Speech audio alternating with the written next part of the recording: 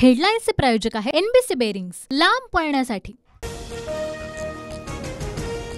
उपमुख्यमंत्री फडणवीस मुख्यमंत्री शिंदेंमध्ये रात्री 3.5 तास चर्चा। जागा वाटपासंदर्भात वर्षावर पुन्हा खलबत। संजय शिरसाटही उपस्थित।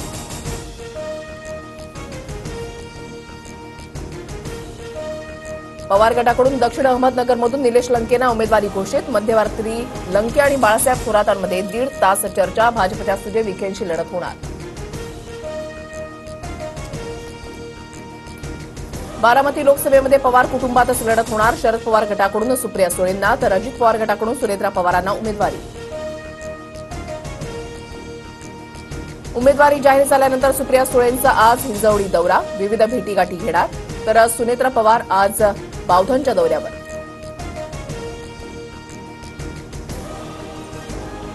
दिल्लीमधील रामलीला मैदानावर आज इंडिया आघाडीची सभा। हुकुमशाही हटवा, लोकशाही वाचवा असा नारा देत सभेचं आयोजन। उद्धव ठाकरे, शरद पवार उपस्थित राहणार। भाजपा आजपासून लोकसभा निवडणुकांच्या प्रचाराचं रणशिंग फुंकणार। उत्तर प्रदेशच्या मेरठमधून पंतप्रधान मोदी प्रचाराला सुरुवात करणार।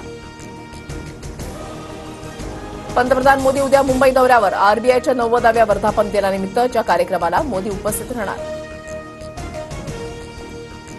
महाराष्ट्रातील भाजपच्या सर्व क्लस्टर प्रमुखांची संध्याकाळी 6 वाजता बैठक। उपमुख्यमंत्री फडणवीसांसह चंद्रशेखर बावनकुळे उपस्थित राहणार। बैठकीमध्ये लोकसभा निहाय आढावा घेतला जाणार।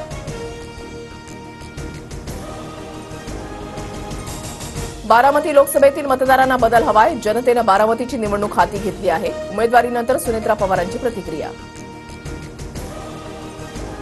शिरूर लोकसभेसाठी शरद पवार गटाकडून पुन्हा अमोल कोल्हेंना संधी। अमोल कोल्हेंची अजित पवार गटाच्या शिवाजीराव आढळराव पाटलांची लढत होणार।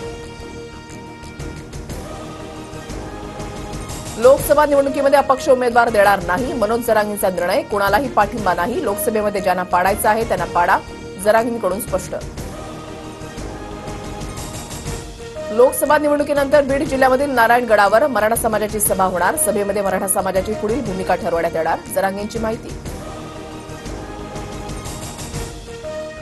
अजित पवार गटाच्या कोट्यातून परभणीची जागा रासपला। महायुतीच्या महादेव जानकरांची ठाकरे गटाच्या संजय जाधवांशी लढत होणार।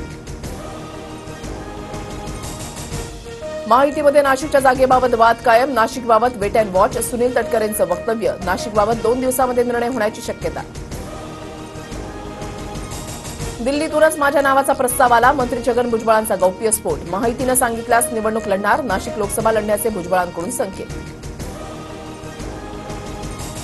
डोंबिवली पूर्व पश्चिम भागाला जोडणारा पादचारी पूल उद्यापासून बंद। दुरुस्तीच्या कामासाठी पूल बंद ठेवण्याचा मध्य रेल्वे प्रशासनाचा निर्णय।